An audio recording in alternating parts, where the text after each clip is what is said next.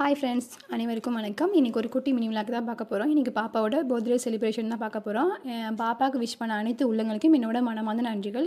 இன்றைக்கி அவளோட டே இல்லை, அதனால் அவளுக்கு பிடிச்ச மாதிரி சாப்பாடை செஞ்சு கொடுக்கலான்னு சொல்லிட்டு அவளுக்கு பிடிச்ச மாதிரி தேங்காய் பால் சாதமும் காலிஃப்ளவர் ஃப்ரையும் ஸ்வீட்டுக்கு வந்து கேசரி தான் செஞ்சுருந்தேன். இது வந்து அவளுக்கு ரொம்ப பிடிக்கும். எப்போவுமே வந்து ஸ்கூலுக்கு வந்து கலர் ட்ரெஸ் அது கிடையாது, அலோட் கிடையாது. அதனால் அவளுக்கு காலையில் யூனிஃபார்ம் தான் போட்டு வர மாதிரி இருக்கும். அதனால் காலையில் யூனிஃபார்மை போட்டு கிளப்பி விட்டாச்சு. அவள் எப்போவுமே ஸ்கூலில் வந்து எல்லாேருக்கும் பென்சில் வந்து கொடுக்குறது வழக்கம். ஏன்னா அவங்க ஃப்ரெண்ட்ஸும் கொடுப்பாங்க, அதனால் இவளும் கொடுப்பா. ஈவினிங் மேலே ஒரு பக்கத்தில் இருக்க கோயிலில் போய் 2 விளக்கு ஏற்றிட்டு பிள்ளையாரையும் சாமியை கும்பிட்டு அன்றைய பொழுது வந்து எல்லாமே நல்லா போச்சு.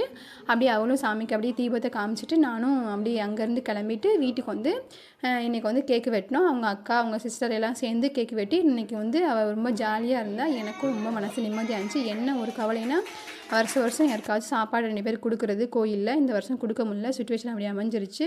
எடுத்து அடுத்த